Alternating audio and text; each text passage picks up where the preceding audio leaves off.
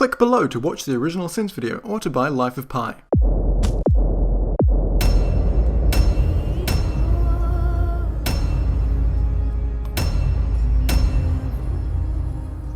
So today I'm doing something a little bit different.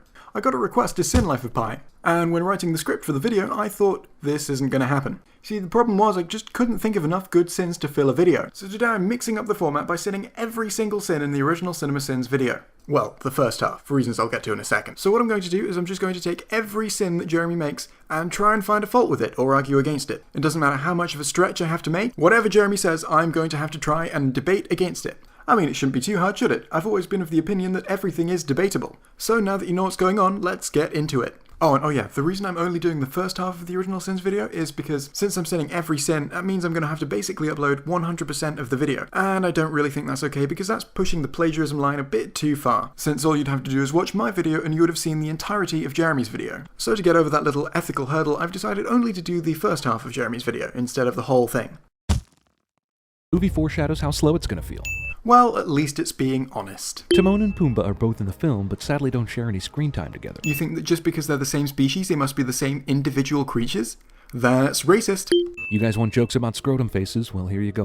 That wasn't a joke. You just said there was going to be a joke and then didn't make a joke. Mamaji tells me you're a legend. The writer refers to the uncle as Mamaji, but earlier was calling him Francis until Pi said, I call him Mamaji. Pretty presumptuous if you ask me, man. He's Pi's Mamaji, not your Mamaji. A character being presumptuous, which is a reasonable character trait for a character to have, is a sin now, apparently. That was the most incredible story to... Is it cool to do imitations of an Indian right to an Indian's face? I don't think that's cool, man. Like, if Pi and Mamaji were black, would you do a black man's voice? Jeremy makes a sin about racism without saying the words, that's racist, which makes me think that Jeremy has forgotten how to Jeremy. This is the first little kid in history to actually be interested in those comic books that religions put out to try and seem hip.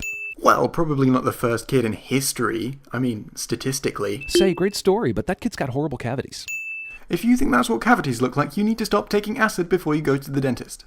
Pi drinks holy water, but his soul doesn't start burning. Maybe religion isn't canon to this movie's cinematic universe. Discount Mandy Patinkin. I don't know who that is. It was named after a swimming pool. Everybody's name in this movie has a cutesy backstory. But the names got switched on the paperwork.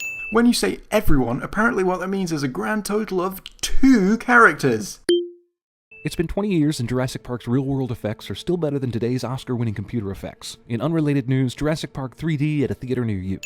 Well, and bear with me on this one's going to take a while. Because, you know, I'm trying to argue against everything here, and sometimes that's going to require a really long tangent. You say that the effects in Jurassic Park are better, but what makes effects good? Well, many people would argue that being realistic makes effects look good. So let's use that as our gauge for how good effects are. Realism. But then that leads us down a whole new path. How do we gauge realism? Well, let's say you could do it with a test. Imagine you showed some CGI to 1,000 people, and asked them all whether or not they thought the footage was genuine, real footage. If we actually performed that test, I'd say that Life of Pi would probably come out on top, because dinosaurs haven't lived for 65 million years, and most people know that. So I think it's fairly safe to say that Life of Pi would win our realism test, and realism means quality according to me, and the whole argument was about which effects are better, so Life of Pi wins. You see, I told you some of these were going to be a stretch. Only tigers know the key to fitting large goats through narrow cage bars. Wow, you're right, that goat is definitely way too thick to fit through those bars. I have no idea how I'm going to argue against that, but I'll give it a shot anyway. A goat is made up of 65% oxygen, 18% carbon, 9% hydrogen, 3% nitrogen, and 5% other elements. These are all elements on the periodic table. Goats were discovered a minimum of 10,000 years ago, but the periodic table wasn't invented until 1869. Haha, 69. This means that before 1869, none of the elements on the periodic table actually existed. Since the materials that composed goats didn't exist, that means that goats didn't exist. And now I know what you're thinking. You're obviously thinking, but Jay, the events of Life of Pi happen after 1869, and surely by that time, the materials that make goats existed. Which means that surely goats existed as well. But actually, no, they didn't. Because if in 1869 goats did start existing, that would have been a major historical event. Loads of people would have written about it, and it would be the kind of thing that we're all taught in schools from a very early age, the day that goats started existing. From the fact that no one did document anything like that, we can assume that it didn't happen. This means that goats didn't exist before 1869, and then didn't start existing in 1869 either. So they just continued to not exist. And since your sin depends on the goat being there, with no goat there would be no sin. So I deem your sin invalid. Alternatively, if you really want to know the secret into fitting large things into tight holes, you could just ask your mum.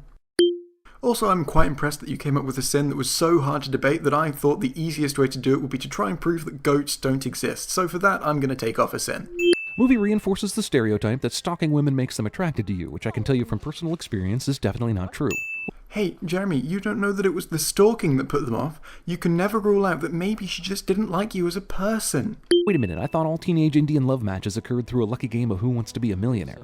That's racist. I think you set the stage. So far, we have an Indian boy named after a French swimming pool on a Japanese ship full of animals heading to Canada. Yeah, and all the boring stuff about the girlfriend and the kid with the universe in his mouth. Rude. They'll call this journey, We Brought a Zoo. If that's a reference, I don't get it. If it's not a reference, I still don't get it. Why are they all sleeping with the lights on? Maybe they just really hate environmentalists. This is Jackass, and this is pissing on Davy Jones' face. Here's a sin. Out of the millions of people who saw this, probably one of them was turned on by the idea of combining tentacles with urine. Humans, that's the kind of shit they do. They made the sim sum to be unsinkable, but hubris was the flaw they didn't account for. Jeremy, how do you expect me to sin this if you keep making jokes that I don't get? Gosh, you're so inconsiderate. Movie teases sharks several times, but never has the balls to go for it. That shark was fully on screen. If you still consider that teasing, then what do you constitute as going for it? Would you be unsatisfied until Pi is actually eaten by a shark? I'm sorry!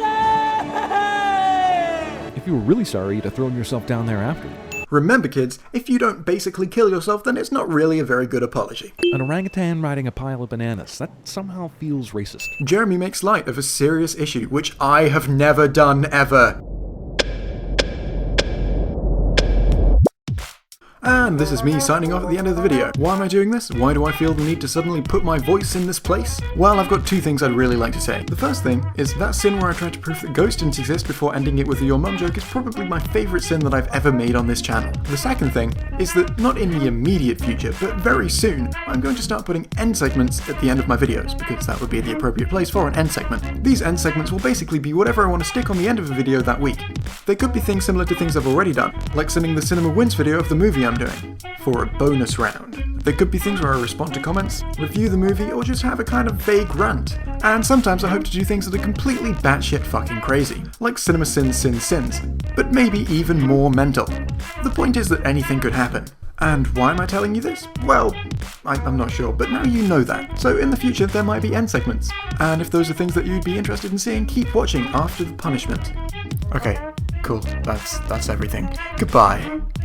Oh no wait, I've still got to do the end screen. Here is an end screen. If you're interested in the links on this end screen, then click them. I shouldn't have to explain that to you. You know how Link works. You know how Link works.